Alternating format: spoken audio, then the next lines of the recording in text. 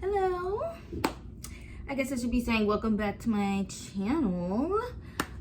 Today's video, we are going to be talking 2025 reading goals. So, hold that thought.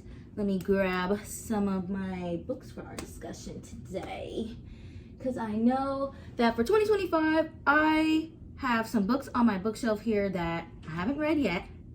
And I need to read them this year. They can't just keep sitting here. I need to know their story. So I'm gonna grab a few here for Shirley. For Shirley, need to do this one. Okay. What else do we need? Oh my God, this is probably gonna be a shocker, but I have still yet to read a Emily Henry book, and I have Happy Place. I've had Happy Place for some time and I haven't gotten to it, but here we go. So this is a good stack of books that have been sitting on my bookshelf that I have not gotten to yet, and I plan to read these in 2025. So I'll just talk about these a little bit, and then also in 2024 I'm going to talk about my GoodReads reading goal. I actually surpassed my GoodReads reading goal in 2024.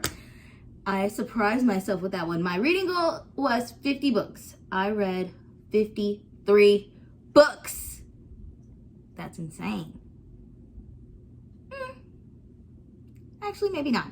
But anyway, my 2025 reading goal, I still have, I think it's either set to 50 or 55. I think it's either 50 or 55, within the same range. That's what I'm going for. And I just want to read all types of books. I want to read diversely. I want to find some new authors that I've not heard of. I want to read all types of genres, because you know, down the line I've decided, and there's no rush to this, but eventually I think I'm gonna write my own book. I think I'm gonna try that. We'll see, but that's down the line. So right now I'm just enjoying reading and reading all types of genres and just learning different writing styles and things like that. But anyways, moving on to my 2025 reading goals, or books that I should say I do want to read in the year of 2025 that I've just been having here sitting on my shelf. So I guess we'll start with the first one. I already showed it was Happy Place by Emily Henry. I have not read this book yet, and I hear a lot of good things about Emily Henry, and it's a romance, so it's like, romances are cool to me, but they get a little repetitive. It's the same story for the most part. You know how it's gonna end.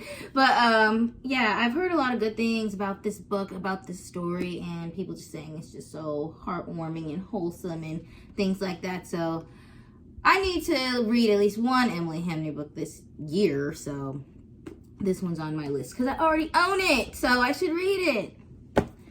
Okay, the next one we have, I'm a little intimidated by her. Babel by R.F. Kuang.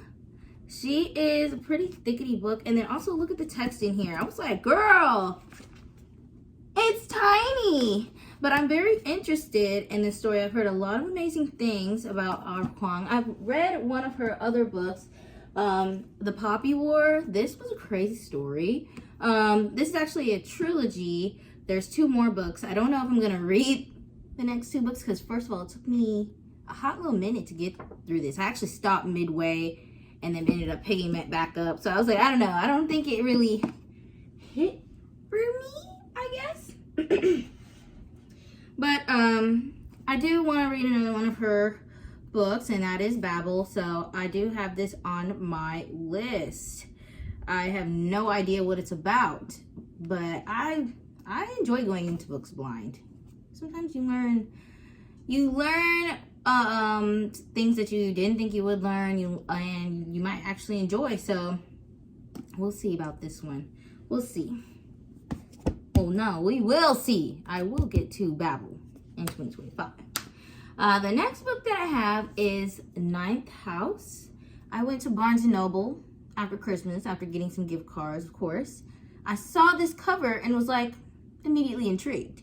like I said before, I go into books blind. I have no idea what this is about. I know that it's a female main character. Should I just read the back of the book? It says, Galaxy, Alex Stern, is the most unlikable member of Yale's freshman class. Raised in Los Angeles hinterlands by a hippie mom, Alex dropped out of school early and into a world of shady drug dealer boyfriends, dead-end jobs, and much, much worse. In fact, by age 20, she is the sole survivor of a horrific, unsolved multiple homicide. Interesting. Some might say she's thrown her life away, but at her hospital bedside, Alex is offered a second chance to attend one of the world's most prestigious universities on a full ride. What's the catch and why her? Still searching for answers, Alex arrives in New Haven, tasked by her mysterious benefactors with monitoring the activities of Yale's secret societies. Their 8 windowless tombs are well-known haunts of the rich and powerful, from high-ranking politics to Wall Street biggest players. But their occult activities are more sinister and more extraordinary than any paranoid imagination might conceive. They tamper with forbidden magic, they raise the dead, and sometimes they prey on the living. Okay, that's interesting. We'll see how this goes. It says, Stephen King says this was the best fantasy novel he's read in years. Interesting. We'll put that to the test when I get into it. We'll see what Alex has in store for her. I don't know how she ended up in a horrific, unsolved multiple homicide, but hey, I'm here for it. Let's figure that out. That sounds psychotic. Okay, so moving on, I've also got Ace of Spades, and this is by, I'm going to butcher this, Farida. I'm not even going to try it because I'm going to get it wrong. But yes, I've heard of good things about this as well. I think this is a YA fantasy, but it's got a crazy twists and turns and things to it is what I've heard. So I'm going to be diving into this one. I don't know anything about this author, but I'm into it. I mean, Black people, I'm Black, they're Black. Let's get into it. I don't know. I'm gonna read it though, for surely. The next book that I have, and the last book that I do want to get to in 2025, is going to be A Torch Against the Night. This is the second book in the, what's it called? An Ember and Ashes series. And this is by Saba Tahir, I guess. I read the first book, and I think I'm going to have to read a summary of what I read because I don't necessarily remember it. And then I remember I bought the second book. And so I'm like, okay, I need to get back into this, see what happened, what's going to happen next with their story. This is also another fantasy. I'm really in my fantasy era. And I keep trying to escape, but I just keep getting pulled back in. There's so many options and so many things and worlds to dive into. But yeah, this is the second book in an Ember and Ashes series. And I think that this looks so cool because there's 4 books in this series, and the way the binding is set up, it creates a picture. So this is the first book, this is the second book, there's 2 more. And so I need to simply finish the series so I can have the other books and also just have the fucking picture on my bookshelf here. So yes, A Torch Against the Night. Second book that I want to get to, not second book, one of the books that I want to get to in 2025. So yes, let's put that back later.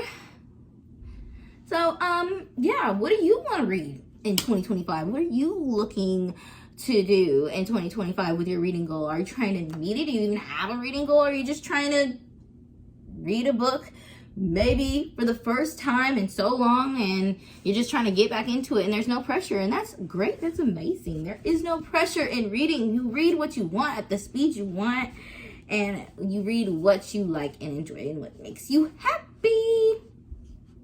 So yes, these are the 5 books on my bookshelf that I have not read yet that I plan to read and get to in 2025.